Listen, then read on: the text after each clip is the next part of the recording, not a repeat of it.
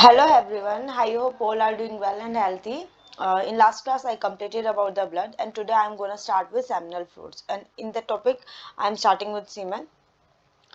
So we can come to the point directly. सीमेन के characteristic क्या क्या होते हैं हमारे सीमेन हमारा थिक होता है, येलोइश व्हाइट कलर का होता है, ये अल्कलीन सिक्रेशन करता है विद कैरेक्टरिस्टिक ओडर्स एंड इसका जो पीएच जो होता है हमारा बेसिक होता है जो कि 7.5 से लेके 8 के अंदर लाई करता है। जो इजेकुलेशन होता है सीमेन का वो से 2 से लेके 2.5 ml तक होता है और इसके अंदर नंबर ऑफ स्पर्मेटोजोआ जो होते हैं 100 इंटू में 10 की पावर 6 होते हैं हमारे। अब हम कैसे क्या करते हैं इसमें, जो सेमिनल फ्लूइड जो होता है प्रोड्यूस किसके थ्रू होता है, सेमिनल वेसल और प्रोस्टेट ग्लैंड के लिए, और जो हमारे कॉलिन सिक्रेटेड होता है वो सेमिनल वेसल से, और अगर हम स्पर्मिन की बात करेंगे वो हमारे प्रोस्टेट ग्लैंड से सिक्रेट होता है। सीमेन क्या क्या कंटेन करता है, P30 एंटीजन और उसके साथ PSA prostate specific antigen, PMG जो PMG होता है फोस्फेटेस मिथाइलेट, और उसके बाद सैप स्पेसिफिक एंटीजन फॉस्फेट। उसके बाद हमारा एक LDH होता है जिसे इलेक्ट्रोडिहाइड्रोजिनेज बोलते हैं हम, और जो कुछ अदर कंपोनेंट भी करता है ये such as fructose, magnesium, calcium etcetera, citric acid, trace enzymes and so on, ये सारी ये अपने वो करता है, कंटेन करता है। इसके बाद जो हमारा आता है ये हमारे जो हम हमारे सीमेन के हमें कहाँ कहाँ जरूरत होते हैं, जैसे सेक्सुअल अफॉन्स के केस हो गए, हमारे असोल्ट के केसेस हो गए, इन सारे के अंदर बहुत ज्यादा नेसेसरी होता है कि हमें इस एग्जिबिट को एग्जामिन करना पड़ेगा, वो भी कहाँ पे, लेबोरेटरी के अंदर। लाइक जैसे मैंने लिखा है, many of the cases sent to the forensic laboratory involve sexual offences और assault, making it necessary to examine exhibit for the presence of seminal strain.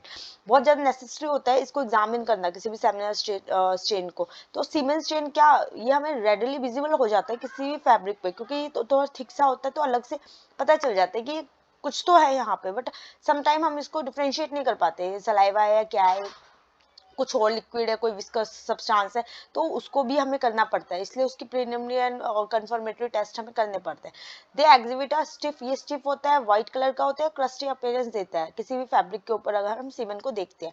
However if the garment has been washed, अगर garments को wash कर दिया गया तो उसके बाद भी माइन्यूट क्वांटिटी में हमें सीमेन उसमें मिल सकता है। तो ये भी पॉइंट टू बी नोटेड, इसको कर लेना अपना नोट। इसके बाद फॉरेंसिक सिग्निफिकेंस क्या क्या होता है, जो हमारे सीमेन होता है वो रिकवर किया जाता है एविडेंस सेक्सुअल असोल्ट के केस में और सेक्सुअली ऑफेंसेस के केस में। कहाँ कहाँ मिल सकता है ये, क्लॉथ्स पे, अंडरगारमेंट पे, body of the victim, bedsheet, floor, मतलब जहाँ भी हम सोच सकते हैं वहाँ हमें ये रिकवर हो जाता है। तो सेमिनल फ्लूइड में जो प्रेजेंट होता है क्या क्या आइडेंटिफिकेशन करता है of a species of a origin, the seminal fluid present help in the identification of species of a origin, कौन सी स्पीसीज का है ये, कहाँ से इसका क्या ओरिजिन है, ये सारी चीजें हमें देखनी पड़ती है। तो हम इसके अंदर माइक्रोस्कोपिक एग्जामिनेशन करते हैं, LDH पैटर्न एनालिसिस करते हैं और फ्लोरेसेंट माइक्रोस्कोप से हम इसको देखते हैं पूरे सीमेंट का वो स्ट्रक्चर देखने के लिए। और इसके अंदर हम क्या करते हैं, अगर उसके अंदर सीमेंट के अंदर बाय बॉडी अगर जो होते हैं हमारी सर्च जाते इसी में सेमिनल फ्लूइड में मिलते हैं जो कि हमारा ह्यूमन बीइंग से होता है। तो ब्लड ग्रुपिंग भी हम इससे सीमेन से हम कर सकते हैं इजिली। जो हमारे स्पेसिफिक एक्सपर्ट्स हैं ABO जो कि प्रेजेंट होते हैं हमारे सीमेन में, क्यों होते हैं, क्योंकि हमारा जो सीमेन होता है वो एक सिक्रेटर है, जैसे मैंने आपको बताया था जो हमारे फ्लूइड्स होते हैं अदर देन ब्लड, वो हमारे सिक्रेटर्स होते हैं जो एंटीबॉडी को सिक्रेट करते हैं। तो उसको हम कौन से उससे कर सकते हैं, एब्जॉर्प्शन इल्यूशन मेथड से हम उसको उसकी ब्लड ग्रुपिंग बता सकते हैं। इसके बाद टेस्टिंग फॉर सेमिनल स्ट्रेन, हम कैसे सेमिनल स्ट्रेन की टेस्टिंग करते हैं, तो हमारे एक टेस्ट होता है एसिड फॉस्फेटेस कलर टेस्ट होता है, ये एक हमारा बेस्ट वे है to locate at the same time character strain seminal strain. किसी भी सेमिनल स्ट्रेन को करेक्टराइजेशन करने के लिए हम एसिड फॉस्फेट कलर टेस्ट करते हैं। इसमें क्या होता है, it is an enzyme secreted into seminal fluid by the prostate में, ये जो एंजाइम है सिक्रेटेड होता है कहाँ, into seminal fluid by prostate gland, prostate gland से सेमिनल फ्लूइड में ये सिक्रेट होता है। Useful test then when searching numerous garment और लार्ज फैब्रिक एरिया, हम जब करते हैं यहाँ पे बहुत ज्यादा यूजफुल होते हैं ये टेस्ट। ये क्या करता है, एक पर्पल कलर इंडिकेट कर देता है एसिड फॉस्फेटेस एंजाइम के साथ, तो उससे क्या होता है हमें पता चल जाता है कि हाँ ये सेमिनल स्ट्रेन है। और इसमें रिएक्शन टाइम क्या होता है, लेस देन 30 सेकेंड होता है, 13 सेकेंड के अंदर आपको बता देगा कि हाँ ये सीमेन है या नहीं है। और इसको हम स्पेसिफिकली आइडेंटिफाई कर सकते हैं इसके अंदर स्पर्मेटोजोआ प्रेजेंट है या नहीं है, वो हम माइक्रोस्कोपिक एग्जामिनेशन के अंदर कर सकते हैं। रेड लाइन में आपको दिख रहा होगा हाईलाइटेड एट 400x के उसके साथ। Can you still prove it is semen if there is no spermatozoa present? अगर उसके अंदर स्पर्मेटोजोआ प्रेजेंट नहीं है, क्या आप प्रूव कर सकते हो? या ऑफ कोर्स यस, बिकॉज इसके अंदर P13 एंटीजन होता है, जो प्रोस्टेट स्पेसिफिक एंटीजन जो हम बोल रहे हैं, ये एक प्रोटीन प्रेजेंट होता है सेमिनल प्लाज्मा में। अगर स्पर्मेटोजोआ है या नहीं है, फिर भी P30 से हम बता सकते हैं कि हाँ ये सीमेन है। वंस इट इज डिटरमाइंड, अगर पहले हम पता चल जाता है कि ये सीमेन है, तो उसे forensic scientist can successfully connect this material to an individual by DNA typing. उसके अगर हमें सीमेन पता चल गया, तो हम उसकी डीएनए टाइपिंग करके एक इंडिविजुअल पर्सन का बता सकते हैं कि किस पर्सन से बिलोंग कर रहा है। इसके बाद सेमिनल एसिड फॉस्फेट जो सैप टेस्ट होता है हमारा, वो भी सीमेन कंटेन करता है वेरी हाई कंसंट्रेशन में, जिसमें 25,000 एंगस्ट्रॉम उसके अंदर होते हैं। A reagent is known as brentamine fast blue is used for it detection. हम जो बेंटामिन फैट ब्लू यूज करते हैं, वो उसके डिटेक्शन के लिए करते हैं। इसके अंदर हमें पर्पल कलर देखने को मिलता है, और इसके अंदर भी हमें पर्पल कलर ही देखने को मिल रहा था, तो कलर हमें सेम ही है। इसके बाद अदर टेस्ट भी जो हमारे CIEP है, काउंटर इम्यूनो इलेक्ट्रोफोरेसिस, जो कि डिटेक्ट करता है P30 को। पैन हमारा पैन टेस्ट है फॉर सीमेन के लिए। और जो हमारे P13 जो होता है एंटीजन, वो कॉपर ग्लैंड के उससे होता है। और पैन टेस्ट हमारे सीमेन के लिए हो गया KPIC, कनेक्ट्रो पिको इंडिको कैरामाइन स्टेनिंग, जो ग्रीन कलर की स्टेनिंग देता है। इसको हम क्रिसमस ट्री भी टेस्ट बोलते हैं, और ये किस चीज को बताता है? ये प्रेजेंस ऑफ स्पर्म को बताता है। इसके बाद बर्टमैन स्पॉट टेस्ट, जो कि डिटेक्ट ऑफ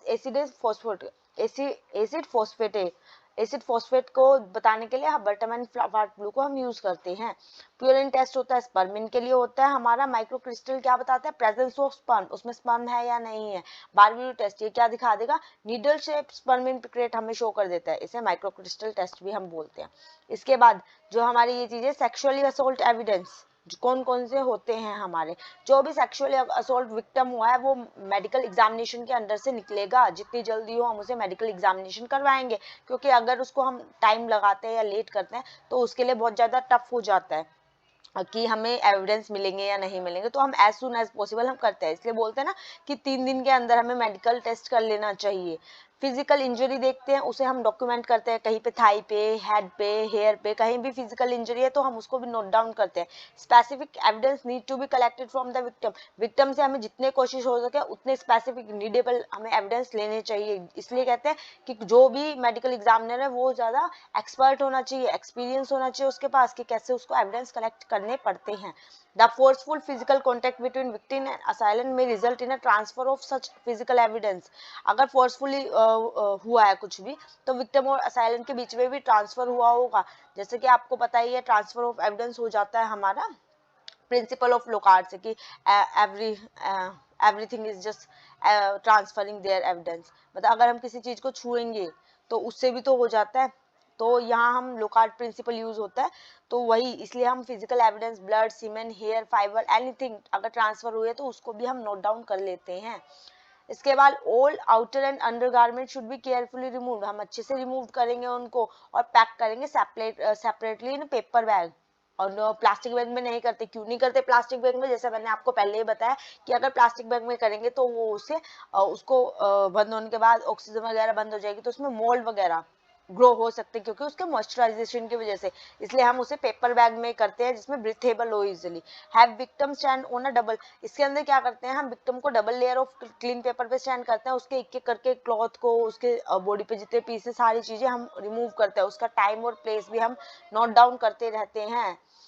तो इसलिए उसके बाद हम क्या करते हैं, जितने भी लूज फॉरेन मटेरियल होंगे उस बॉडी पे, उस पर्सन के क्लॉथ पे, उसके शरीर पे, वो सारे, या मिट्टी हो या छोटे छोटे टीनी पार्टिकल्स, तो वो सारे शीट पे आ जाते हैं। उसके बाद हम उसे फोल्ड करके हम उसको पैक करके आगे लैब में प्रोसीड कर देते हैं। बिडिंग और the object upon which the assault took place should be carefully collected and submitted to the lab for processing, आगे प्रोसेसिंग के लिए हम लैब में उसे कर देते हैं। If you cannot submit the entire object, then cut out the stained area.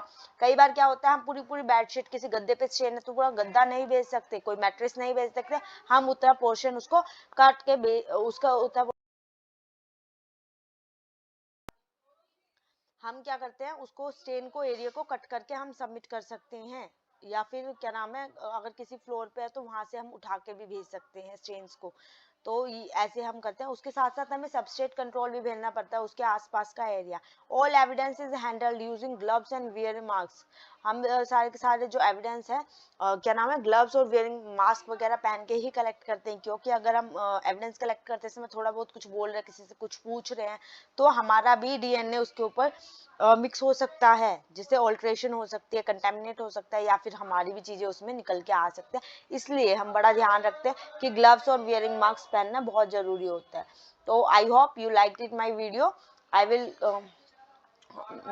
I will continue this in next class.